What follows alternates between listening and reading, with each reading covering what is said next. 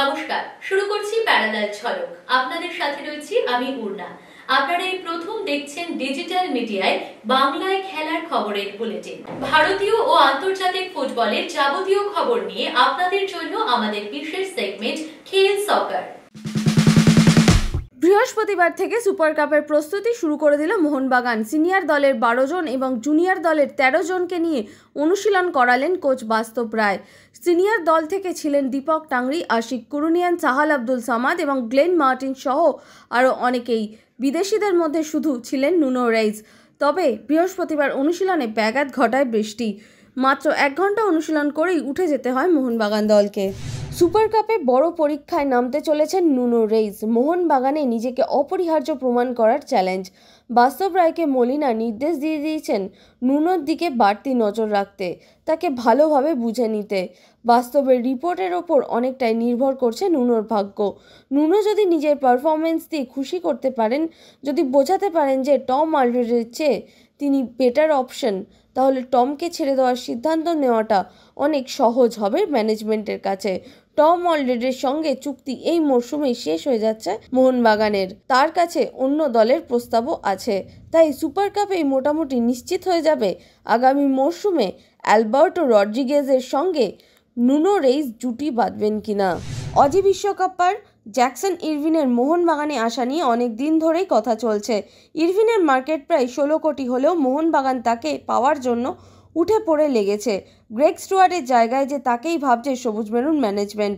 Jamie দিমির বন্ধু জ্যাকসনের মোহনবাগানে আসার প্রধান বাধা একটাই, তিনি এখন খেলছেন বুন্দেশলিগাতে।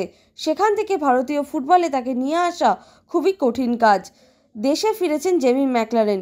শোনা যাচ্ছে তাকে দিয়েই একটা শেষ চেষ্টা করতে চলেছে মোহনবাগান ম্যানেজমেন্ট। সম্প্রতি চোট পেয়ে মাঠের বাইরে জ্যাকসন ইরভিন। টানা 29টা ম্যাচে 90 মিনিট খেলার পর এই প্রথম মাঠের বাইরে রয়েছেন তিনি, বিশ্রামে আছেন। আর এই সুযোগটাই কাজে লাগাতে চান জেমি ম্যাকলারেন, বন্ধু ইরভিনকে মোহনবাগানে খেলার জন্য রাজি করাতে। কিন্তু বুন্দেশলিগা ছেড়ে তিনি কি আদৌ খেলতে আসবেন ভারতে, সেটাই এখন বড় প্রশ্ন বাগানে। এখন থেকেই নতুন মরশুমের জন্য ঘর গোছানো শুরু করে দিয়েছে মোহনবাগান। বিদেশি ফুটবলারদের সঙ্গে দেশীয় ফুটবলাররাও নজরে রয়েছে ক্লাবের। জানা গেছে দেশীয় ফুটবলারদের মধ্যে পার্থিব গগৈকে তারা আগামী মরশুমের জন্য নিতে চায়। এবারের আইএসএল এ নর্থ ইস্ট ইউনাইটেডের হয়ে মোট 4টি গোল করেছেন এই ভারতীয় উইঙ্গার। এছাড়াও একটি গোলের অ্যাসিস্টও ছিল তার। কথাবার্তাও নাকি শুরু হয়ে গেছে উভয় তরফ থেকে। পরের মরশুমে বড় চমক দিতে চলেছে মোহনবাগান। ইস্টবেঙ্গল থেকে পিভি বিষ্ণুকে নাকি তুলে নিচ্ছে সবুজ মেরুন। এ মরশুমে ইস্টবেঙ্গলের হয়ে নজর কেড়েছিলেন বিষ্ণু। শোনা যাচ্ছে মোহনবাগান নাকি তার সঙ্গে চুক্তি করার পথে অনেকটাই এগিয়ে গেছে। এখন দেখার গত মরশুমে আনোয়ারকে মোহনবাগান থেকে তুলে নিয়ে যে ধাক্কাটা দিয়েছিল ইস্টবেঙ্গল, তার পাল্টা দিতে পারে কিনা মোহনবাগান সুপার জায়ান্ট। না, ঠিক আছেন সাউল ক্রেসপো। বৃহস্পতিবার ইস্টবেঙ্গলের অনুশীলনেও হাজির তিনি। আসলে বুধবার রুমের সামনের সিঁড়িতে পা মোচকে হ্যামস্ট্রিংয়ে চোট পান সাউল ক্রেসপো। তড়িঘড়ি এমআরআই করানো হয় তার। একেই ক্লেটনকে ছেড়ে দেওয়া হয়েছে। আর চোটের জন্য ক্রেসপো ছিটকে গেলে যে 3 বিদেশি নিয়ে সুপার কাপে নামতে হবে লাল হলুদকে, তাই চিন্তা বেড়ে যায় ম্যানেজমেন্টের। তবে ভয়ের কিছু নেই, সুপার কাপ খেলতে পারবেন তিনি। যদিও এদিন অনুশীলনে সাইড লাইনে রিহ্যাব সারলেন সাউল ক্রেসপো, তবে ব্যথা নেই বলেই জানা গেছে তার। শুক্রবার থেকেই দলের সঙ্গে পুরোদমে অনুশীলনে নেমে যাবেন সাউল ক্রেসপো। হ্যাঁ, সাফল্যের খোঁজে প্রথম বড় পদক্ষেপ নিল ইস্টবেঙ্গল। ব্যর্থতার সবচেয়ে বড় কারণ যেটা, সেই জায়গাটা নিয়ে অত্যন্ত গুরুত্বপূর্ণ সিদ্ধান্ত। ছাঁটাই করে দেওয়া হলো ফিজিও সেনেন ফার্নান্ডেজকে। ফুটবল বিশেষজ্ঞরা এক বাক্যে রায় দিয়েছেন, ইস্টবেঙ্গল দলটার সবচেয়ে বেশি সমস্যা ফিটনেস। দলে একের পর এক চোট আঘাত। চোট সারিয়ে সুস্থ হতে লেগে যাচ্ছে অনেক সময়। এমনকি ফুটবলাররাও নাকি ফার্নান্ডেজের ভূমিকায় অসন্তুষ্ট ছিলেন। এর জন্যই সবচেয়ে বেশি ভুগতে হয়েছে ইস্টবেঙ্গলকে। তাই সেনেন ফার্নান্ডেজের ছুটি হয়ে যাওয়া নিশ্চিতই ছিল, তবে মরশুমের শেষে। কিন্তু তাহলে হঠাৎ করে সুপার কাপের আগে কেন এই সিদ্ধান্ত নিল লাল হলুদ? তাকে এনেছিলেন কার্লেস কোয়াদ্রাত। বর্তমানে তার বিরুদ্ধে লবি করার অভিযোগ উঠেছে। শোনা যাচ্ছে ক্লেটন সিলভাকে কোচের বিরুদ্ধাচারণ করতে তিনিই নাকি প্ররোচিত করতেন। তাই দেরি না করে পাওনা গাওনা মিটিয়ে পত্রপাঠ তাকে ফেরত পাঠিয়ে দেওয়া হলো। আরএফডিএলের দলের সঙ্গে থাকা ফিজিওই সুপার কাপে যাচ্ছেন। পরের মরশুমের জন্য নতুন ফিজিও নিয়োগ করা হবে। ক্লেটন সিলভার পরিবর্তন হতে চলেছেন রবসন রবিনই। এই মরশুমে অনেক চেষ্টা করে না পেলেও পরের মরশুমে তাকে পাওয়ার জন্য আটঘাট বেঁধেই নেমেছে ইস্টবেঙ্গল ম্যানেজমেন্ট। কোচের অপছন্দের ক্লেটনকে টাকা পয়সা মিটিয়ে দিয়েছে তারা। আর শোনা যাচ্ছে রবসনের সঙ্গে কথা বলছেন অস্কার ব্রুজো নিজেই। বাংলাদেশের বসুন্ধরা কিংসে খেলার সময় রবসনের কোচ ছিলেন অস্কার, তবে এখন ব্রাজিলের স্পার্তে ক্লাবে খেলছেন রবসন। সদ্য লিগে নেইমারের বিরুদ্ধে ম্যাচও খেলতে দেখা গেছে তাকে। তবে শুরু থেকেই ইস্টবেঙ্গল রবসনকে টার্গেট করলেও টাকার জন্য পিছিয়ে আসছিলেন তারা, কিন্তু অস্কার নাকি ম্যানেজমেন্টকে বুঝিয়েই তার সঙ্গে কথা বলছেন।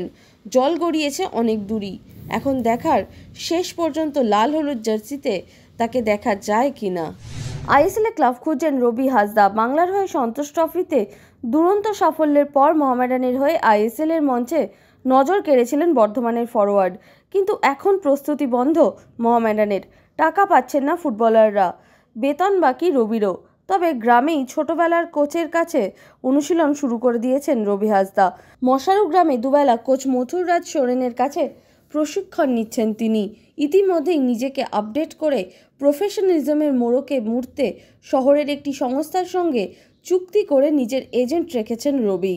1 মাস পরেই মোহামেডানের সঙ্গে চুক্তি শেষ হচ্ছে তার, তাই নতুন আইএসএল ক্লাবের সন্ধানে বাংলার এই প্রতিভাবান ফরোয়ার্ড।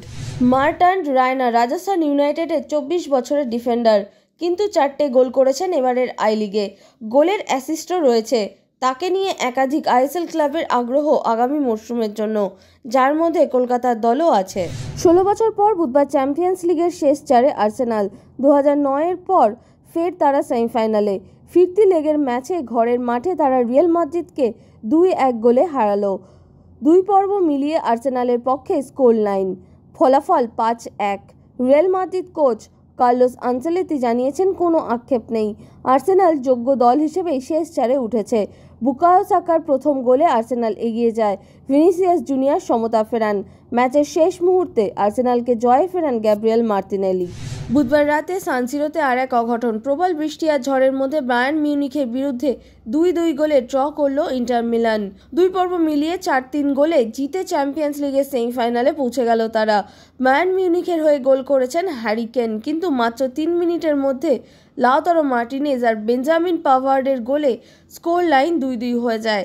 সেমিফাইনালে বার্সেলোনার সামনে ইন্টার মিলান। ইপিএলে নিউক্যাসল ইউনাইটেডের জয়রথ ছুটে চলেছে। ম্যানচেস্টার ইউনাইটেডকে হারানোর পর বুধবার ক্রিস্টাল প্যালেসকেও 5 গোলে উড়িয়ে দিল তারা। টানা 6 ম্যাচে অপরাজিত রয়েছে নিউক্যাসল। 32 ম্যাচে 59 পয়েন্ট নিয়ে লিগ টেবিলে 3 নম্বরে রয়েছে তারা। 6 নম্বরে থাকা চেলসির চেয়ে 5 পয়েন্ট এগিয়ে। আগামী বছরে চ্যাম্পিয়ন্স লিগে খেলার যোগ্যতা অর্জনের দৌড়ে প্রবলভাবে এগিয়ে রয়েছে নিউক্যাসল ইউনাইটেড। ইপিএলের প্রথম 5টা দলই পরের বছর চ্যাম্পিয়ন্স লিগে খেলার যোগ্যতা অর্জন করতে পারবে। বিশ্বজুড়ে 22 গজের নানান রকম খবর, ক্রিকেটের সেই সমস্ত খবর নিয়ে আমাদের বিশেষ সেগমেন্ট লিগ ছক্কা।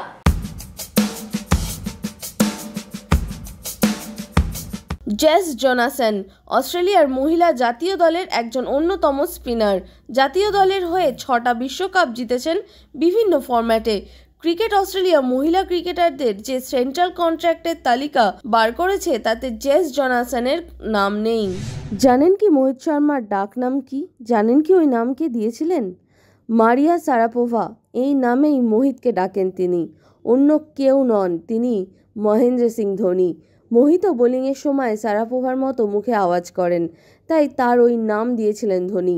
2013 সাল থেকে 3 বছর সিএসকেতে ছিলেন মোহিত, তখনই তার এই নামকরণ করেন মাহি।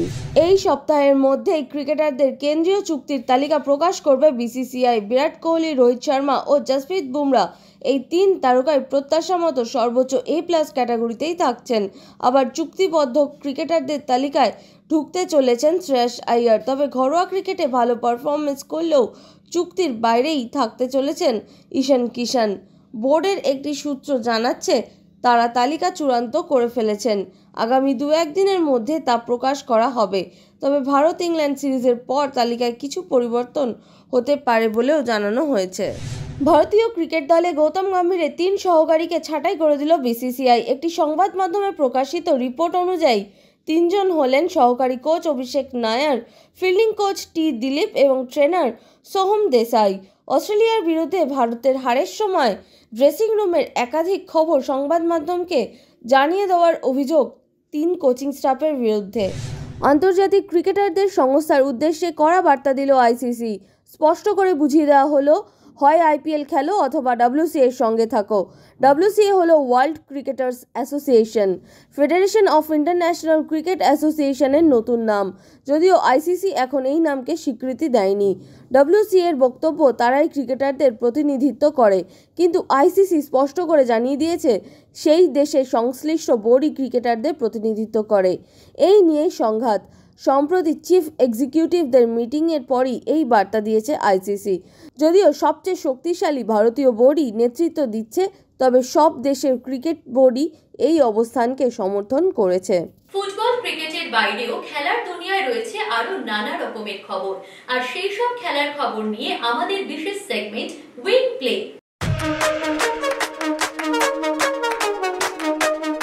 2025 মরশুম শুরু করলেন নীরাজ চোপড়া। দক্ষিণ আফ্রিকার পচেস্ট্রুমে একটি আমন্ত্রণী প্রতিযোগিতায় 6 জনের ইভেন্টে সোনা জিতেছেন তিনি। যদিও জ্যাভলিন ছুঁড়েছেন 84.52 মিটার। পচেস্ট্রুমেই এখন ট্রেনিং করছেন নীরাজ। কিংবদন্তি জ্যাভলিন থ্রোয়ার জ্যান এলেনের কাছে এই মরশুমে ট্রেনিং শুরু করেছেন। 16 মে দোহাতে ডায়মন্ড লিগের প্রথম প্রতিযোগিতায় অংশ নেবেন নীরাজ। দুর্দান্ত সাফল্য সৌরভ কোঠারির। 2025 IBSF ওয়ার্ল্ড বিলিয়ার্ডস চ্যাম্পিয়ন হলেন সৌরভ। তিনি হারালেন আর এক ভারতীয় বর্তমান চ্যাম্পিয়ন পঙ্কজ আডবাণীকে। 35 বছর আগে 1990 সালে চ্যাম্পিয়ন হয়েছিলেন সৌরভের বাবা কিংবদন্তি মনোজ কোঠারি। সৌরভ কোঠারি হলেন তৃতীয় ভারতীয় যিনি IBSF এবং WBL ওয়ার্ল্ড বিলিয়ার্ডস খেতাব জিতেছেন। স্নুকার ও বিলিয়ার্ডস আয়ারল্যান্ড একাডেমিতে বিশ্ব সেরার খেতাব জিতলেন সৌরভ। খেলার দুনিয়ায় শোনা যায় নানা রকমের মন্তব্য, আর সেই সব মন্তব্যের কোলাজ নিয়ে আমাদের বিশেষ সেগমেন্ট থ্রো ইন। আমার চোটের অবস্থা এখন ভালো। আমি আবার মাঠে নেমে ব্যাট করার জন্য তৈরি ছিলাম না, তবে এখন তো ভালোই আছি। একটা দিন গেলে আরও ভালো বুঝতে পারবো। সুপার ওভারে কে কে ব্যাট করতে যাবে, এটা ছিল ম্যানেজমেন্টের সিদ্ধান্ত, কারো একার সিদ্ধান্ত নয়। ক্যাপ্টেন, 2 জন সিনিয়র ক্রিকেটার এবং কোচেরা আলোচনা করে সিদ্ধান্ত নিয়েছে। হেটমায়ার 2টো ছক্কা মেরে দিলে এই প্রশ্ন উঠত না। আমি বলে মুখের লালা ব্যবহার করি না। আমি মনে করি এটা একটা মিথ। কেউ কেউ অন্যরকম ভাবতে পারে, কিন্তু আমি জানি না লালা ব্যবহার করা না করার মধ্যে কি তফাৎ আছে। লাল বলে তফাৎ হতে পারে, তবে সাদা বলে কোনো তফাৎ হয় না। প্যারালাল ঝলক আজ এ পর্যন্তই। খেলার দুনিয়ার সেরা প্যাকেজ নিয়ে দেখতে থাকুন প্যারালাল ঝলক প্রতিদিন রাত 10টায়।